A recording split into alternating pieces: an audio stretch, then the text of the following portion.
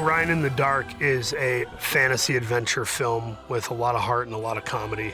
The story is about a kid named Orion who is afraid of everything: bees, dogs, the ocean, speaking in class.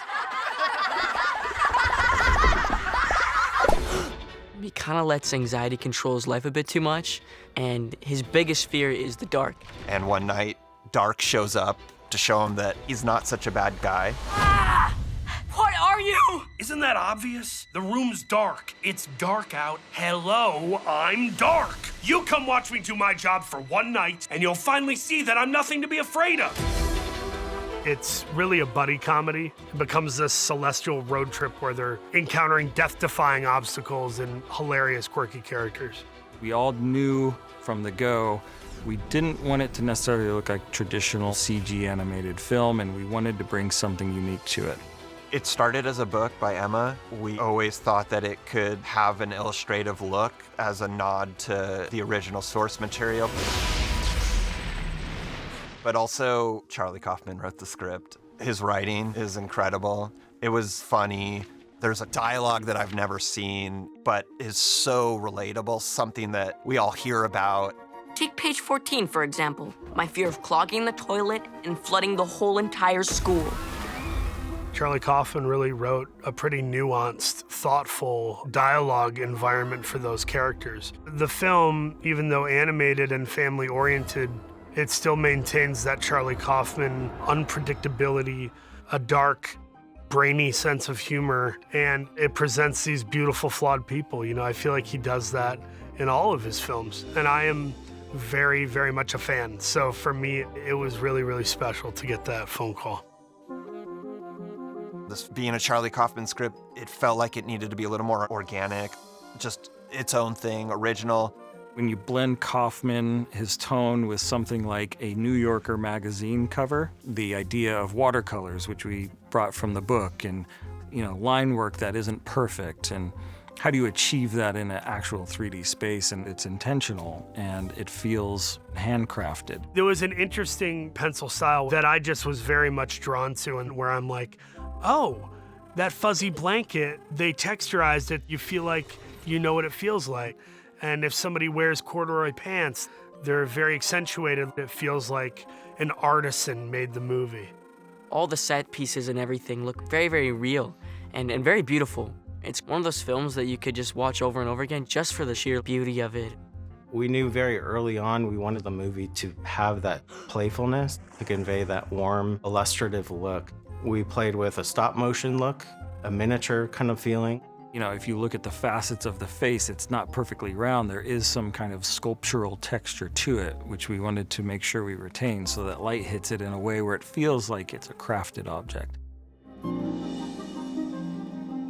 We describe him as a normal, relatable kid. At first, we were thinking that we could push him, and he's got Velcro shoes and a fanny pack to the point where it's feeling like a cartoon character. And I think that we realized that that was going way too far and like caricaturing who this kid is. And really, he should represent all of us, and he should feel like a regular kid with regular fears. Like the first opening sequence just really opens it so well. I love how you kind of go into Orion's drawings in his journal.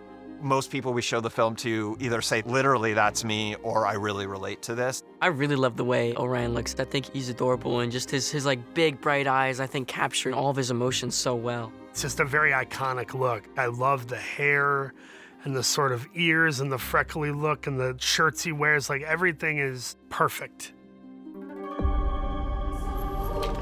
In this world, Dark is a person, a manifestation. Ta-da! Dark is definitely someone who overcompensates, and he's very presentational and big and excited. But I think, like a lot of great comedians, there's that pain that's way down deep inside that makes them this boisterous, funny, lively person. At the end of the day, he's lovable but problematic, which is why they asked me to play him. Here we go. I always reference gentle giant type of characters that at first look scary and like they're gonna smash you, but really he's a sweet person. You really think you can fix everything I'm afraid of in one night? One night can change everything. Part of Dark's character is that he's misunderstood, and we wanted that to visually come through. It was cool to think of it more in terms of practical effects and how interesting it would be to just feel like ink is absorbing into the screen to make it nighttime, which is something that Charlie had in his script. We instantly started feeling like it needed like a 2D, 3D hybrid approach. He's always got kind of this flowing ink texture where you can kind of make out the shape of his face, but not always. But you can definitely see his eyes so that you can key in and you can relate to him a little bit more. I literally wore a black cloak, like a giant Snuggie type hooded cloak, in some of my voiceover sessions because I was trying to get into that. I thought it was fun to embody that. When Dark takes Orion on this adventure, he introduced him to all the night entities.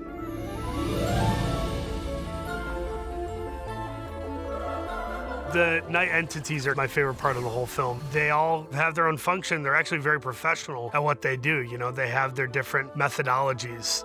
There's Dreams, who is the leader of all the entities. She paints dreams crafted from your own experiences. The one that got me the most excited was Dreams, which is voiced by Angela Bassett. Orion, it's been a dream spending the night with you. It really has. She's one of those actors that's so powerful and versatile. There is something really soothing and beautiful about what she brings to that performance. Everyone's loving it. Thank you. Quiet is just this little puffball that is just able to somehow absorb all of the noises in the night into just like such a small little creature. She's a dandelion meets a mouse because we're thinking of like what is quiet, like visually, and when a dandelion blows in the air, it seemed light and quiet, and then that idea of quiet as a mouse is interesting.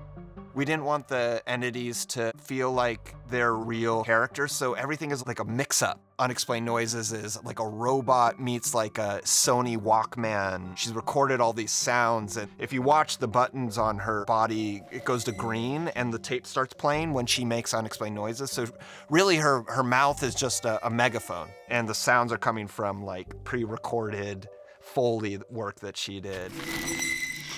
Sleep was a really fun one to design. She was based off of a teddy bear. What? It's fun to see that character speak a different accent. Stop! Doc, do you mind? I can't have this blabbermouth freaking out while I'm trying to get work done. Because I like that the entities are from different parts of the universe. ガスの匂い? オーブンの電源ちゃんと切ったっけ? Insomnia is sort of sweaty, uncomfortable, scratching, maybe. He drinks a lot of coffee. He is the one that keeps people up at night. He whispers worrisome things in their ears. We wanted him to evoke a sense of annoyance. He's based on a mosquito.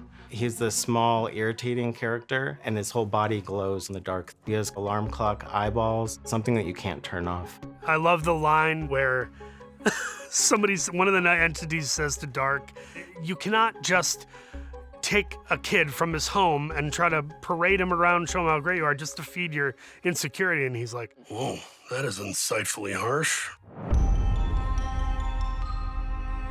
I really think that at the heart of the relationship of Dark and Orion, them coming together has everything to do with being empathetic and being able to share and feeling like they're in a safe place to talk about their fears, their insecurities, their hopes.